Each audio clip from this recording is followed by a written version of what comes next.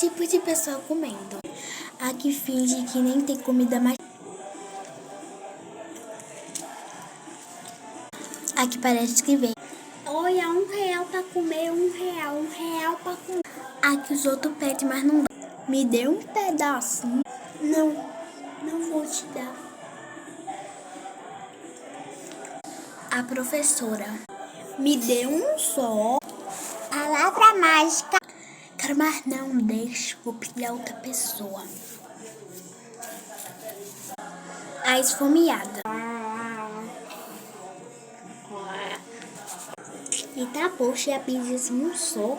E ela já comeu tudo de vez. Será que foi porque ela me viu? Aquela que debocha da cara dos outros. Olha o que eu trouxe hoje. Não. Ah, não.